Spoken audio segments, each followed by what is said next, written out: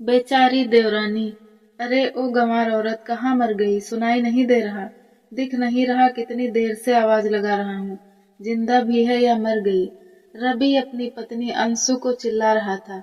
अंशु बर्तन साफ करते हुए, साड़ी में हाथ साफ करते हुए आई और बोली, क्या चाहिए आपको? मुझे मेरे कपड़े और मेरा रुमाल चाहिए। सोचा था पढ़ी लिखी पत्नी मिलेगी तो घर संभाल लेगी, मेरी सेवा करेगी, पर तुम्हारी हरकत तो गंवारों जैसी है। इन महारानी के तो नखरे ही पूरे नहीं होते। सुबह से सजना संवरना शुरू होता है, ऐसा लगता है जैसे किसी कोठे पर बैठने जा रही है।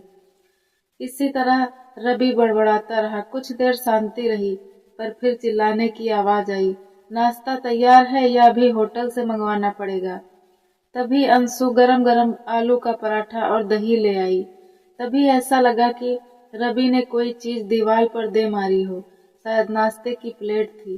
अरे मिर्ची की थैली उड़ेल दी है पराठे में। पति चला जाएगा तो ठूस ठूस कर खाना। बेचारी अंशु धीरे से बोली, अच्छा सादा पराठा ले आती हूँ। नहीं चाहिए मुझे कुछ, अब मैं शाम को इस घर में भी नहीं आऊंगा। अंशु ने कहा, कैसी बातें कर रहे हैं आप, यूं इस तरह से भागे घर से जाएंगे? आप तो मेरे गले से निवाला कैसे उतरेगा? रवि ने कहा, मरो जाकर। अंशु के गाल पर एक तमाचा दे दिया और पिछवाड़े का दरवाजा खोलकर गाड़ी ऐसे स्टार्ट की जैसे किसी जग पर जा रहा है। ऐसे मौकों पर रवि अक्सर गाड़ी तेज रफ्तार में चलाता था।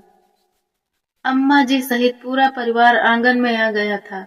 नैना हर्ष अपनी माँ यानी अंशु की जठानी के पल्लू से मुंह छुपाए खड़े थे। अक्सर नागों की चीख सुनकर परिवार के सभी सदस्य तो क्या, आस पड़ोस के लोग भी इकट्ठा हो जाते थे, पर क्या मजाल कोई एक शब्द भी कह सके।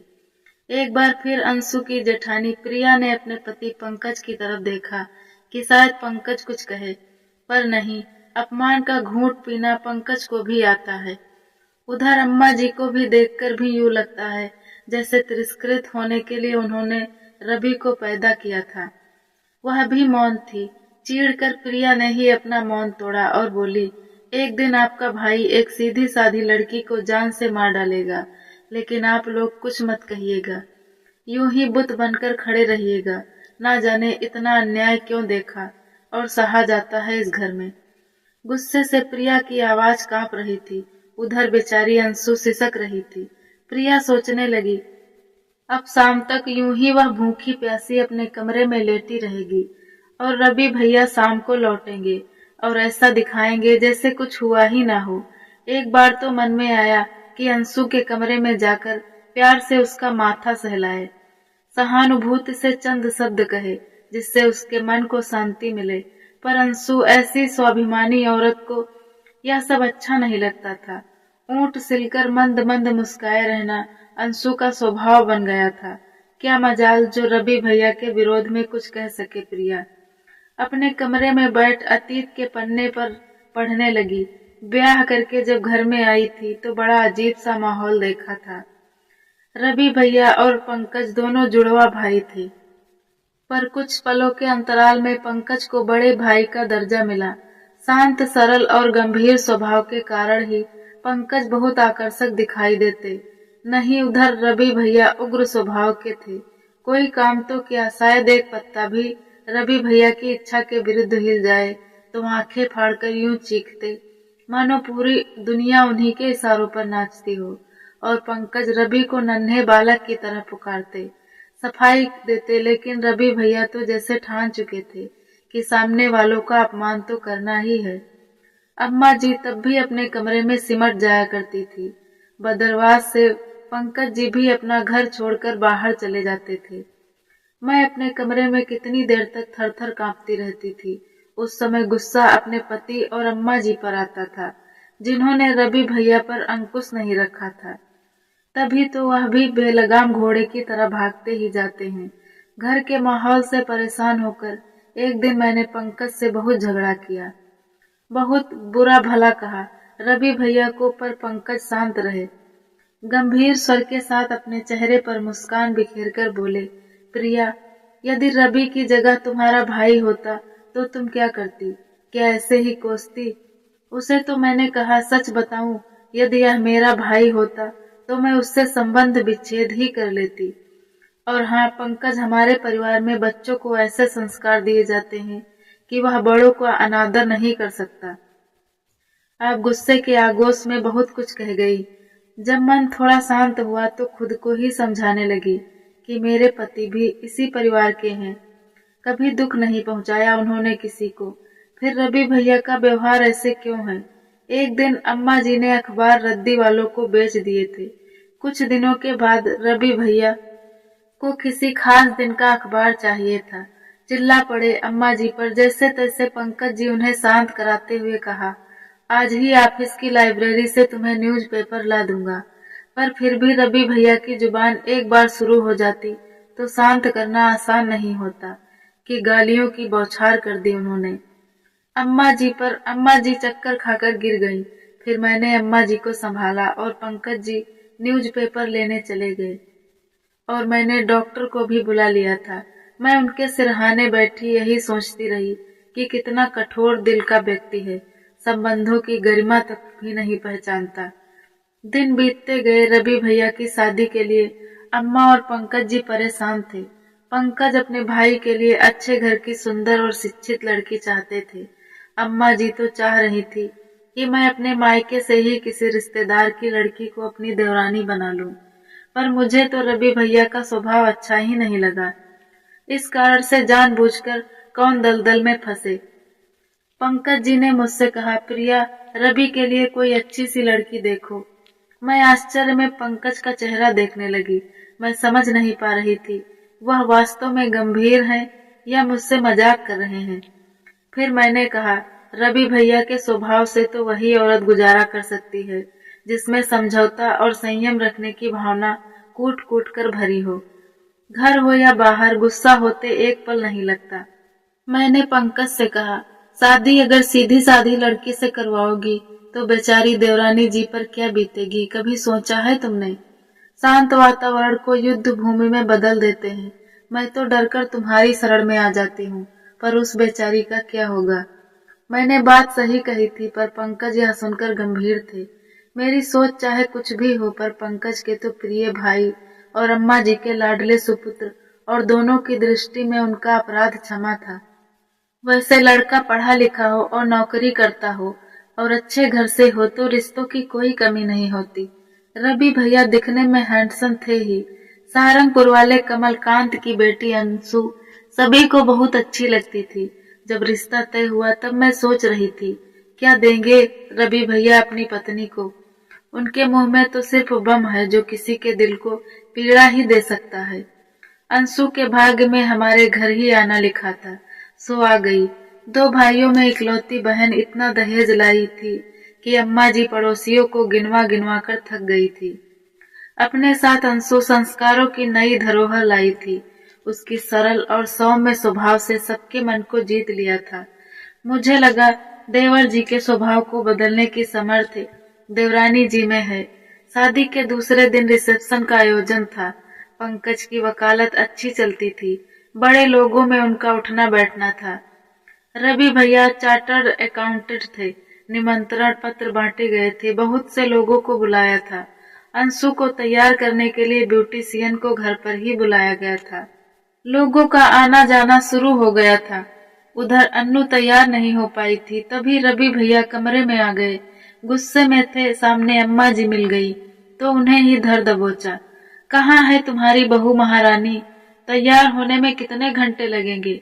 मैं उनका स्वभाव अच्छी तरह जानती थी तो मैंने बोला, ब्यूटिशियन अंदर है, बस 5 मिनट में आ जाएगी। पर उन्हें इतना धीरज कहाँ था। पर उन्होंने ना आओ देखा ना ताओ, जोर से कमरे का दरवाजा खोलकर अंदर पहुंच गए। शिष्टाचार उन्हें छू तक नहीं सकता था। ब्यूटिशियन को संबोधित कर गुस्से में बोले, अब जूड़ा मत बना, चोटी बना। गंवार हो, समय का ध्यान ही नहीं है। वहां लोग आने लगे हैं। अपमान और डर के मारे अंशु के आंसू टपक पड़े। वह बुरी तरह कांपने लगी थी। तब मैं भागकर पंकज को बुला लाई। पंकज भाई को शांत कराते हुए बोले, रवि बाहर चलो, तुम्हारे यहाँ खड़े रहने से और देर होगी। चलो, अंशु आ जाएगी। मैं आपकी तरह नहीं जो अपनी पत्नी को सिर पर चढ़ा कर रखूं। मेरे मुंह से निकला हुआ शब्द पत्थर की लकीर होता है। रवि भैया ने कहा तो पंकज उसे समझा बुझा कर ले गए। पंकज में न जाने कितना धीरज था, जो अपने भाई के हर कटु शब्द सुन लेते थे। मुझे तो रवि भैया किसी मानसिक रोगी से कम नहीं लगते थे। जैसे तैसे तैयार होकर नई बहू स्टेज पर पहुंच गई। ऐसा लग रहा था जैसे मानो अंशु ने उदासी की चादर ओढ़ रखी हो। मायका छोड़ ससुराल में पिया ने कैसा स्वागत किया था उसका। हंसी खुशी के माहौल में सब काम अच्छे से निपट गए। दूसरे दिन वह दोनों मनाली चले गए। उस दिन रविवार था। सब शाम को टीवी पर मूवी देख रहे थे। तभी दरवाजे की घंटी बजी। दरवाजे पर अंशु और रवि भैया थे। अंशु हमारे बीच आकर बैठ गई, हंसती रही, बताती रही। रवि भैया अपने कमरे में चले गए। मैं बार बार अंशु की सूनी आंखों में कुछ ढूंढने का प्रयास कर रही थी। बात करते करते अक्सर अन्नू चुप हो जाया करती थी। कभी हंसती, कभी सहम जाती। ना जाने किस परेशानी में थी और मुझे कुछ कुरेदना अच्छा नहीं लगा था। दूसरे दिन से अंशु ने घर के कामकाज में हाथ बटाना शुरू कर दिया था। मेरे हर काम में तो हाथ बांटा ही। अम्मा जी की सेवा करती। रवि भैया के मुंह से कुछ निकलता तो अंशु तुरंत कर देती। एक बात तो सोचने लायक थी कि पति के गुस्से वाले रूप से घबराकर अंशु रवि भैया के पास पल भर भी नहीं बैठती थी। मेरे साथ बैठकर वह हंसती बोलती खुश रहती थी, लेकिन पति के पास जाते ही विचलित सी हो जाती थी।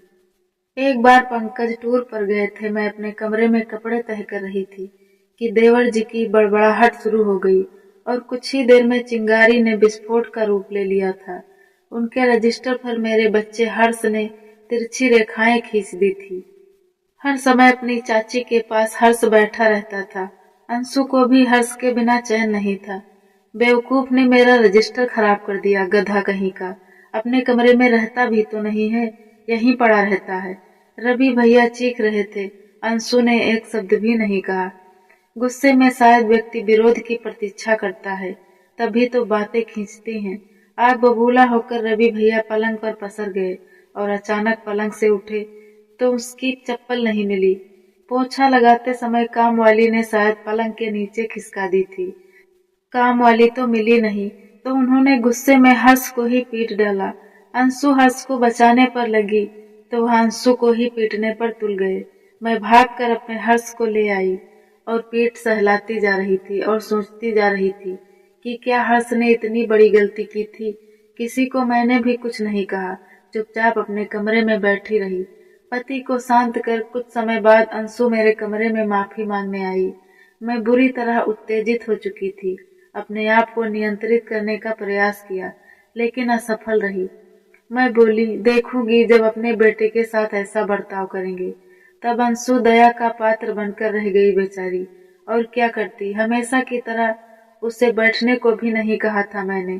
शाम को अपनी गलती पर पर्दा डालने के लिए रवि भैया खिलौना लेकर आए थे।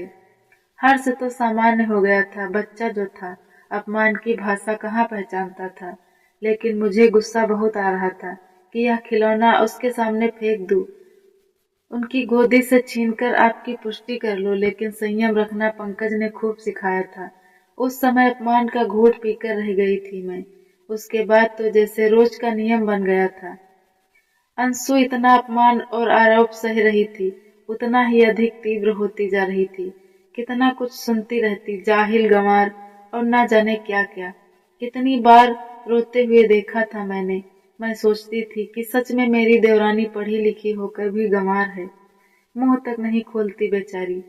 इसकी जगह अगर मैं होती तो कब का छोड़कर जा चुकी होती। प्रतिकार की भाषा अंशु जानती ही नहीं थी और पति का विरोध करने के लिए उसके संस्कार उसे अनुमति नहीं देते थे। शादी को 1 साल हो गया था। वह सूखकर कांटा सी हो गई थी। प्रिया अतीत में डूबी हुई थी। तभी अंशु आई और बोली, भाभी, मेरी भाभी का फोन आया था, वह मुझसे मिलने आ रही हैं। प्रिया ने कहा कि यह तो बहुत अच्छी बात है, पर अंशु चिंतित होकर बोली, आप तो जानती हैं भाभी, इनका स्वभाव। यह बात बात में मुझे अपमानित करते हैं। भैया भाभी को मैंने कुछ नहीं बताया है। आज तक यदि उनके सामने भी कुछ कहते हुए उनका गला रूंध गया, दोषी कौन है? अंशु अत्याचार करना जुर्म है तो सहना उससे बड़ा अपराध है। प्रिया ने उसे समझाया। प्रिया संवेदना नहीं जानना चाहती थी, सोई हुई अंशु को जगाना चाह रही थी। प्रिया ने आगे कहा, पति को सब कुछ मना करके पैरों की जूती बनकर जीवन नहीं काटा जा सकता। अंशु, पति पत्नी का व्यवहार दोस्त जैसा हो तभी वह सुख दुख के साथी बन सकते हैं। अंशु अवाक सी प्रिया की ओर देखती रही। सुबह जल्दी उसके भैया भाभी आ गए। वह बहुत ही अच्छे थे, सबके लिए उपहार लाए थे। कभी अंशु को दुलार रहे थे, कभी रवि को बहुत देर तक अंशु के पास में बैठाकर उसका हाल पूछते रहे। अंशु यही जताती रही कि वह यहाँ पर बहुत खुश है। एक दिन रुककर फिर अम्मा जी से अनुमति लेकर अंशु को अपने साथ ले गए। अंशु का पहला बच्चा होने वाला था, इसीलिए वह अंशु को अपने पास ही रखना चाहते थे। प्रसव का समय नजदीक आता जा रहा था। सब अंशु के लिए चिंतित थे। कभी कभी उसके भाई का फोन आ जाता। रवि और सब यही कहते कि उन सबको वहां रहना बहुत जरूरी है। डॉक्टर ने अंशु की स्थिति चिंताजनक बताई थी। अब रवि भैया का स्वभाव बदला बदला सा था। चुप्पी का मानो कवच ओढ़ लिया था उन्होंने। ना चिंता ना गुस्सा।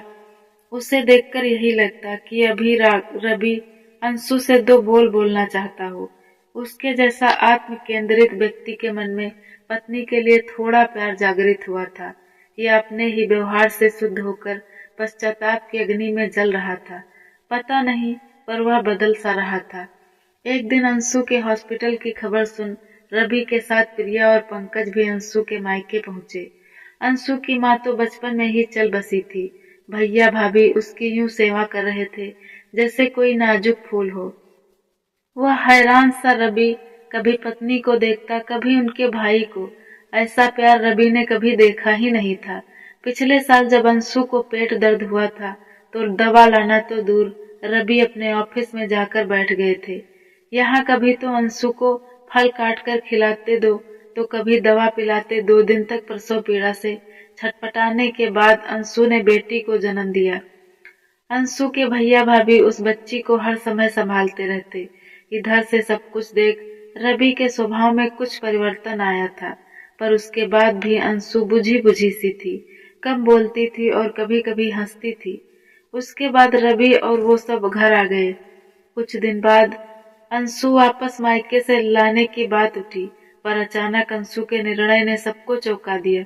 वह बोली, मैं कुछ दिन भैया भाभी के पास रहकर कुछ कोर्स करना चाहती हूँ। यह सुन प्रिया को ऐसा लगा जैसे दंपति के क्लेश, सामाजिक प्रताड़ना के कारण अंशु का मनोबल मानो सुदृढ़ सा हो उठा। कहीं उसने रवि भैया से अलग रहने का निर्णय तो नहीं ले लिया। स्पष्ट ही लग रहा था कि कोर्स तो एक बहाना था। वह सब दूर रहना चाहती थी। उधर रवि बहुत परेशान था। इधर अंशु के भैया भाभी ने निश्चय किया कि पति पत्नी का यह निजी मामला है, आपसी बातचीत से ही सुलझ जाए तो ठीक है। एक दिन रवि अंशु से मिलने गया। प्रिया भी उसके साथ गई थी। अंशु कमरे में बेटी के साथ बैठी हुई थी। प्रिया बाहर बैठी थी। उसने रवि और अंशु की बातें सुनाई दे रही थी। रवि ने कहा, मुझे माफ कर दो, लेकिन अंशु फिर से चुप ही बैठी रही। रवि ने फिर कहा, अंशु, प्यार का मोल मैंने कभी जाना ही नहीं।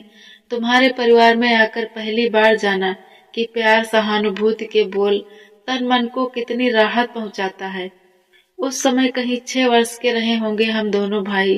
पिताजी का साया सर से उठ गया था। उनकी मृत्यु से माँ विचित्र सी हो गई थी। माँ घर को पूरी तरह संभाल नहीं पा रही थी, और ऐसे समय में रिश्तेदार कितनी मदद करते हैं तुम जान सकती हो। माँ का गुस्सा मुझ पर उतरता था। मुझे लगता कि वह मुझसे नफरत करती थी। ऐसे कैसे हो सकता है? कोई माँ अपनी बेटे से नफरत कैसे कर सकती है? अंशु ने कहा, माँ इसीलिए ऐसा करती थी क्योंकि शायद पिताजी की मौत का जिम्मेदार मुझे मानती हो। उस दिन मैं अपने दोस्त के साथ पतंग उड़ा रहा था। पतंग तार में उलझ गई। मेरा दोस्त निकालने लगा। तार से उसे करंट लगने लगा। पिताजी उसे बचाने आए।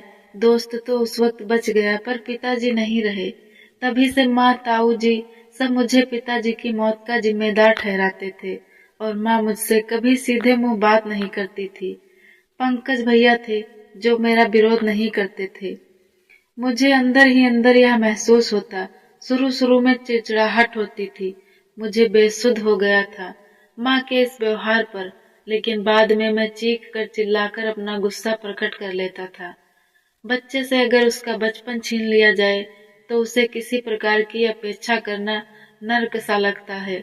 धीरे धीरे मुझे दूसरों को नीचा दिखाने में मजा आने लगा। बीमार व्यक्ति को परेशान करने में अनुभूति होती थी। मुझे कई बार तुम्हें प्यार करने का मन किया, लेकिन मेरा अहम मेरे आगे आ जाता था। जिस भावना को कभी महसूस नहीं किया, उसे बांट कैसे सकता था। अपनी बच्ची को मैं खूब प्यार दूंगा, विश्वास दूंगा, समाज में अच्छा जीवन बिता सके, उसे बुरे वातावरण से हमेशा दूर रखूंगा। अब घर चलो अंशु। रवि फूट फूट कर रोने लगा। अंशु अब घर लौट आई थी। अंशु और प्रिया दोनों मिलकर रवि को सहज करने की कोशिश करती, उसे सबके साथ बैठने को कहती, माँ के साथ समय व्यतीत करने को कहती। रवि धीरे धीरे अपनी सोच में परिवर्तन महसूस करने लगा। वहाँ रवि और उसकी छोटी सी गुड़िया बेहद खुश थे, और प्रिया भी अपनी बेचारी देवरानी को देखकर बहुत खुश थी। आप लोगों को कहानी कैसी लगी कमेंट में जरूर बताना।